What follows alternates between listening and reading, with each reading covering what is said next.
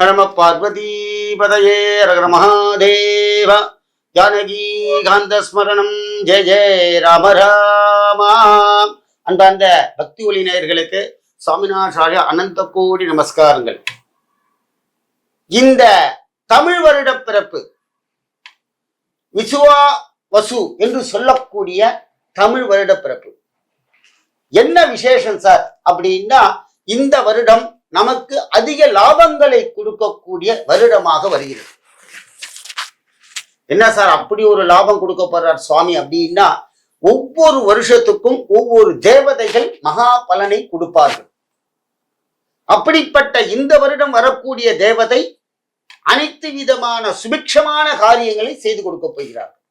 இந்த வருஷம்லாம் பயப்பட வேண்டிய அவசியமே இல்லை. அப்படி ஒரு வைபவம் இந்த ஆண்டு நடக்க போகிறது. என்னென்ன விருத்தி ஆகும் முதல்ல அப்படின்னா, மழை நல்லா பெய்யும் சார், ஜனங்கள்லாம் நல்லா இருப்பாங்க, ராஜாக்கள்லாம் நல்லா இருப்பாங்க. இப்படி ஒவ்வொன்றும் இந்த ஆண்டு மகா பலனை கொடுக்கும். இந்த வருடத்தினுடைய மகா பலன் நமக்கு எப்படி கிடைக்கும் அப்படின்னா, கோவில்ல பஞ்சாங்க வாசிப்பார்கள், பஞ்சாங்க படலம் என்று சொல்வார்கள், சவணம் பண்ணணும் என்று சொல்வார். பஞ்சாங்கத்தை நீங்க பிடிச்சு பார்த்தேன்னா நமக்கு ஒன்றும் புரியாது. வேதம் படித்த சாஸ்திர வல்லுநர்கள், வேத விற்பனர்கள் கோவில்ல சாயங்காலம் பஞ்சாங்கம் படலம் என்று சொல்வார். கண்டிப்பா போகணும். மனுஷனா பிறந்தா முதல் வருஷத்துல முதல் நாள் அந்த பஞ்சாங்கத்தை கேட்க வேண்டும். அழகா சொல்லுவார்கள். அப்படிப்பட்ட இதை கேட்கும் போது என்ன லாபம் அப்படின்னா, நமக்கு அதிகபட்சமான லாபங்கள் நஷ்டங்களை அந்த பஞ்சாங்கம் சொல்லும். அதை படித்து பிரித்து நமக்கு சொல்லி காப்பார்கள். அதை கேட்கும் போது நம்மளுடைய லைஃப் எப்படி ஓடும் இந்த வருஷம் அப்படிங்கிறத நம்ம அப்பயே தீர்மானம் பண்ணிக்கலாம். அடுத்ததாக, இந்த தமிழ் வருட பிறப்புல பஞ்சாங்கம் படிக்கிறதை கேட்டால் மகா புண்ணியம். அதுக்கு என்ன சார் வாங்கி கொடுக்கணும் இந்த வருட பிறப்புக்கு அப்படின்னா, நீர்மோர் பானகங்கள் செய்து கொடுக்கணும், தர்மம் பண்ணணும். அடுத்ததாக, எம்பெருமானுக்கு கோவில போய் அர்ச்சனை பண்ணணும். மூன்றாவதாக, விசிறி இருக்கு பார்த்தீங்களா, விசிறி வாங்கி கொடுக்கணும். இதெல்லாம் தர்ம கைங்கரியமாக நீங்க வாங்கி கொடுக்கும் பொழுது ராஜவம்சத்தில் பிறப்பீர்கள். ராஜாக்கு என்னென்ன மரியாதை கிடைக்குமோ அது எல்லாம் நமக்கு கிடைக்கும். இந்த வருஷ தேவதை இருக்கா பார்த்தீங்களா, இந்த வருஷ தேவதை நம்ம என்னென்ன பண்றோங்கிறத அவளும் அந்த தேவதையும் பார்க்குமா. அதனால்தான் டெய்லி பஞ்சாங்கம் பார்த்ததில் என்று பெயர். இப்ப நீங்க கேலண்டர் நம்ம வீட்டுல வச்சிருக்கோம், எத்தனை பேர் நம்ம பார்க்கிறோம் கேலண்டர்ல? பௌர்ணமி அன்னைக்கு, பிரதம அன்னைக்கு, பிரதோஷம் அன்னைக்கு, கிருத்திகை அன்னைக்குன்னு பார்க்கிறோம் இல்லையா? அதுதான் பஞ்சாங்கம். அது கேலண்டரா மாறுது. ஒவ்வொரு ஆலயத்திலும் காலையில எழுந்தோன்னு, கோவில் திறந்தோன்னு சுவாமிகிட்ட பஞ்சாங்கம் படிப்பார்கள். சுவாமி, இன்னைக்கு இந்து வாரம், இன்னைக்கு அமாவாசை, இன்னைக்கு நட்சத்திரம் மூலா நட்சத்திரம், இன்னைக்கு அமிர்த யோகம், பின்பு மாலை மரண யோகம் அப்படின்னு சுவாமிக்கு பஞ்சாங்கம் படிப்பாலாம். ஏன் அப்படின்னா, அன்னன்னைக்கு சுவாமிகிட்ட திதிவார நட்சத்திரத்தை சொன்னோம்னா சுவாமி அந்த மகா பலனை, அங்க ஏதானு நமக்கு ஏதானு தடங்களா வருதுன்னா அதை தள்ளி ஒதுக்கி விடுவார் நமக்கு. அதே மாதிரி நம்மளும் பஞ்சாங்க தேவதை நம்மளை டெய்லி படிக்கிறாளாம் கேட்குமா. பஞ்சாங்கம் இல்லாத வீடே இருக்கக்கூடாது. கேலண்டர் இல்லாட்டினாலும் பரவாயில்ல, பஞ்சாங்கம் இல்லாமல் இருக்கக்கூடாது. பஞ்சாங்கம் வாங்கணும். பஞ்சாங்கம் வாங்கி நம்ம பாத்துல பஞ்சாங்கத்தை படிக்கணும். அதே போல அந்த பஞ்சாங்கத்துல என்ன பண்ணணும் அப்படின்னா, அந்த விஷுக்கணி என்று சொல்லுவார்கள். இந்த விஷுக்கணி அப்படின்னு பார்த்தீங்கன்னா, நீங்க கேரள மாநிலத்தை தான் நம்ம முதலாக கொண்டுள்ளோம். விஷுக்கணி நமக்கும் உண்டு. என்ன அப்படின்னா, இந்த சித்திரை மாசத்துல கனிகள் முக்கியமா வெளியில வரும். முதல்ல வேப்பம்பூ, கசப்பு. அடுத்ததாக மாம்பழம். மாம்பழம் இந்த சித்திரை மாசத்துலதான் வரும். அடுத்ததாக பலாப்பழம், மா பலா வாழை. இந்த 3 ரொம்ப விசேஷம். அன்னைக்கு பார்த்தீங்கன்னா அந்த வசந்த காலம் பிறந்துடும். சித்திரையில அந்த வேப்ப மரத்திலேருந்து அந்த பச்சையா இருக்கக்கூடிய அந்த வேப்பம்பூவை ரசம் வைத்து அதே போல பச்சடிகள் செய்து சாப்பிடுவார்கள். ஏன் அப்படின்னா நமது வாழ்க்கையில் கசப்பு, இனிப்பு, துவப்பு, உரப்பு எல்லாம் சேர்ந்து இந்த ஆண்டு தொடங்குகிறது. இனிப்பா இருக்கிறத இனிப்பா எடுத்துக்கணும், கசப்பா இருக்கிறத கசப்பா எடுத்துட்டு இருக்கணும் அப்படிங்கிறதுக்காக வருடம் சொல்கிறது.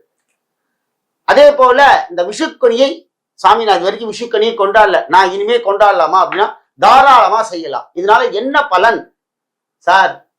ராஜ யோகம் கிடைக்கும் சார். இதை பார்த்தா ராஜாவா பிறப்போம் கண்டிப்பா.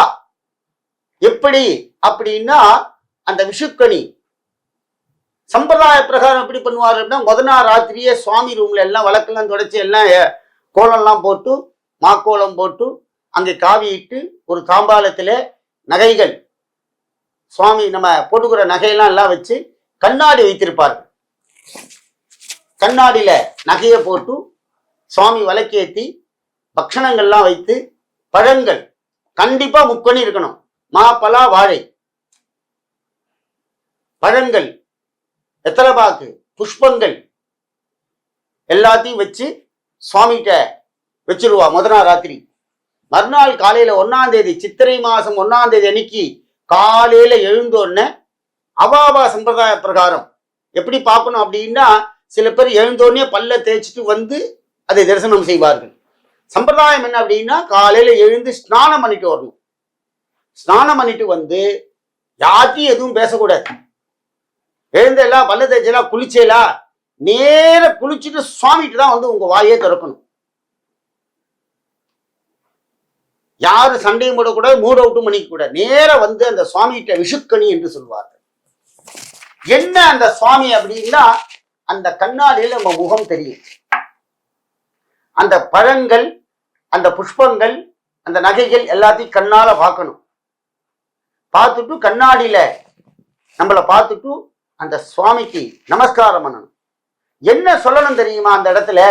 இதுதான் மகாபலனை கொடுக்கும். சுவாமி, நான் போன ஆண்டு எவ்வளோ கஷ்டங்களும் இன்பங்களும் துன்பங்களும் மாறி மாறி பெற்றேன். இந்த ஆண்டு எனக்கு நிரந்தரமான ஒரு நல்ல நிம்மதியை கொடுங்கள், வருமானத்தை கொடுங்கள். உங்களுக்கு என்னென்ன மனசுல பிரார்த்தனை இருக்கோ எல்லாத்தையும் அங்க விஷுக்கணி தேவதைக்கு கொடுங்கள். விஷுக்கணி தேவதை யார் தெரியுமா? அந்த ஆண்டினுடைய தேவதை, அந்த தமிழ் வருடத்தினுடைய தேவதையாக இருக்கக்கூடியவள் விஷுக்கணியாக நமது இல்லத்திலே பல ரூபமாக. வருட தேவதை பல ரூபத்துல இருப்பா. பணம் கொடுக்க வந்திருக்கா, சாப்பாடு போட வந்திருக்கா, பட்சணங்கள்லாம் இருக்கும், தின்பண்டங்கள்லாம் இருக்கும், துணிமணிகள் இருக்கும், புஷ்பங்கள் இருக்கும். எதுக்குமே குறைவு இல்லாமல் நம்முடைய வாழ்க்கையை இந்த ஆண்டு நாம் நடத்த வேண்டும் என்பதற்காக விஷுக்கணி தரிசனம். சில பேருக்கு கடன் தொல்லை இருக்கும், சுவாமி எனக்கு வருமானத்தை கொடுப்போம்னு வேண்டிக்கிறது. சில பேருக்கு சாப்பாடு கஷ்டப்படுவா, இந்த ஆண்டான எங்களுக்கு எங்க குழந்தைகளுக்கு நல்ல சாப்பாடு கிடைக்கணும் அப்படின்னு. சில பேர் துணிமலையில் கஷ்டப்படுவா. ஆனால் எல்லாருக்கும் சேர்ந்து நம்ம என்ன வேண்டிக்கணும் தெரியுமா? எம்பெருமானே, இந்த ஆண்டு எல்லோருக்கும் எல்லாமல்ல வளங்களை கொடுத்து எல்லோரும் நல்லா இருக்குன்னு இந்த விஷுக்கணி தரிசனம் பண்ணணும். இந்த விஷுக்கணியில என்ன வேணும் அப்படின்னா நவக்கிரக தோஷங்கள் நிவர்த்தி ஆகும். சும்மா ஒண்ணும் இல்லை சார். விஷுக்கணி எதுக்கு காலையில எழுந்தோன்னு அதை பார்க்க சொன்னோம் அப்படின்னா சமஸ்த விதமான தேவதைகள் அந்த விஷுக்கணியில இருக்கா. அப்படிப்பட்ட விஷுக்கணியை தரிசனம் செய்தால் நம்ம உடம்புல இருக்கிற அனைத்து விதமான வியாதிகள், கஷ்டங்கள், கல்யாணம் ஆகாத கல்யாணம் ஆகும், குழந்தை பிறக்கும், விஷுக்கணி தரிசனம் பண்ணணும். பண்ணி சாயங்காலம் எல்லாருக்கும் அந்த பக்ஷணங்கள், அந்த பழங்கள் எல்லாருக்கும் ஆத்துல கொடுக்கணும். அந்த வருஷப்பிறப்பு அன்னைக்கு நீர்மோர் பானகம் விஷுக்கணியில வைக்கணும். காலையில முதல் நாள் ராத்திரி வைக்கக்கூடாது. மறுநாள் காலையில விஷுக்கணி தேவதைக்கு நீர்மோர் பானகம், பாயசம் இதெல்லாம் நைவேத்தியம் பண்ணணும் சுவாமிக்கு. பண்ணா நம் பாத்துல கண்டிப்பாக நம்மளுடன் சுவாமி பலவிதமான அனுகிரகங்களை கொடுத்து நமக்கெல்லாம் நல்வாழை அடிப்பார். அதே போல இந்த விஷுக்கணி அன்னைக்கு வருஷப்பிறப்பு என்ன தெரியுமா பண்ணணும்? ஒரே ஒரு போட்டோ வாங்கணும். என்ன போட்டோ அப்படி தெரியுமா? ராமச்சந்திரமூர்த்தியினுடைய ஜாதக போட்டோ வாங்கணும். நீங்க கடையில போய் கேட்டீங்கன்னா ராமச்சந்திரமூர்த்திக்கு மட்டும்தான் ஜாதகம் இருக்கு, வேற எந்த தெய்வத்துக்கும் கிடையாது. ராமச்சந்திரமூர்த்திக்கு மட்டும்தான் ஜாதகம். ஏன் அதை வாங்கி வைக்கணும்னு சொல்றேன்னா, அந்த ஜாதகத்துக்கு பவர் ஜாஸ்தி. என்ன அப்படின்னா, 5 விதமான கிரகங்கள் உச்சத்தை கொண்ட ஜாதகம் ராமச்சந்திரமூர்த்தி ஜாதகம். மனுஷால யாருக்குமே கிடையாது இது மாதிரி. 5 கிரகங்களும் உச்சமா இருக்கக்கூடிய ஜாதகம் யாருக்கும் கிடையாது. ஏன் அப்படின்னா, அந்த ராமச்சந்திரமூர்த்தி ஜாதகத்தை ஆத்துல வச்சு நீங்க பூஜை பண்ணணும். அதை வாங்கிடுங்க. வருஷப்பரப்பு அன்னைக்கு, வருஷப்பரப்பு அன்னைக்கு யார் உள்ள வரணும் தெரியுமா? ராமச்சந்திரமூர்த்தி வரணும். யாராத்துல ராமச்சந்திரமூர்த்தி போட்டோ இருக்கணும், பட்டாபிஷேக போட்டோ இருக்கணும். ராமர், சீதை, லட்சுமணர், ஆஞ்சநேயரோட இருக்க போட்டோவும் வச்சுக்கலாம், பட்டாபிஷேக போட்டோவும் வச்சுக்கலாம். இந்த ராமச்சந்திரமூர்த்தியுடைய ஜாதகம் நீங்க கேளுங்க, புக்கு ஷாப்ல கேட்டீங்கன்னா தருவா. அந்த ஜாதகத்தை ஃப்ரேம் பண்ணி நம்மாது குலதெய்வம் மாதிரி அதை வச்சு பூஜை பண்ணேன்னா தனதானியம் அபிவிருத்தியாகி கோடீஷ்ணாக ஆவீர்கள். என்ன சொல்லணுங்க? ராமர் தாங்க தயச்சூடுவர், நமக்கு வேகமா அனுகிரகம் ராமர். ஏன்னா அவர் தான் மனித வாழ்வை வாழ்ந்தவர். இந்த வருஷ பரப்பனைக்கு முதல் நாளைக்கே வாங்கிட்டு வந்திருக்கோம். ராமச்சந்திரமூர்த்தியுடைய ஜாதகத்தை ஆத்து சுவாமி ரூம்ல வச்சு பூஜை பண்ணுங்க. ராமருடைய பட்டாபிஷேகம், ராமருடைய கல்யாண கோலம், அந்த போட்டோ கண்டிப்பா நம்ம மாத்திர இருக்கணும். அதனாலதான் என்ன சொல்ற முதல்ல தன்ன கௌரி கல்யாணத்துக்கு அப்புறம் சீதா கல்யாண வைபோகமே. சார், இது கல்யாணம்னா என்ன தெரியுமா? நம்ம பார்த்து பொண்ணு கல்யாணம் ஆகுறது இல்ல, நம்ம பாத்துல எப்போதும் கல்யாண கோலமா இருக்கணும் சார். கல்யாண சுப்பிரமணியர், கல்யாண ராமர் 2 பேருக்கு தான் அந்த கல்யாணம் என்று உண்டு. சுப்பிரமணிய சுவாமி எப்போதுமே கல்யாண குணம் கொண்டவர்.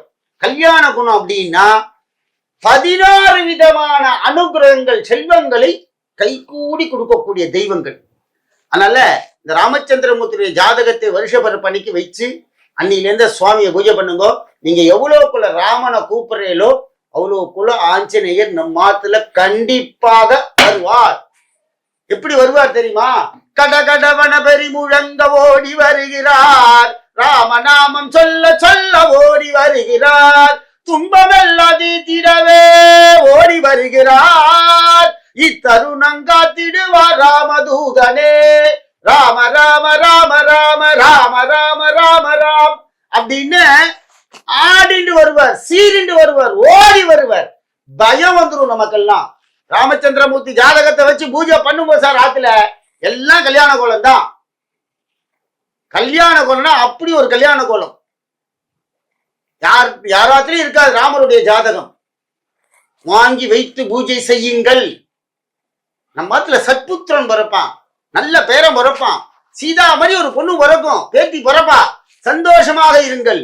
அதனால வருஷ பரப்புல ஆஞ்சநேயர் சுவாமியுடைய அனுகிரகத்துடன், ராமச்சந்திரமூர்த்தி அனுகிரகத்துடன் எல்லாரும் இந்த ஆண்டு வெகு சிறப்பாக வாழ்ந்து எம்பெருமான அருளுக்கு பாத்திரமா இருக்கும். ஜெய் ஜானகி காந்த ஸ்மரணம், ஜெய ஜெய ராம ராமா.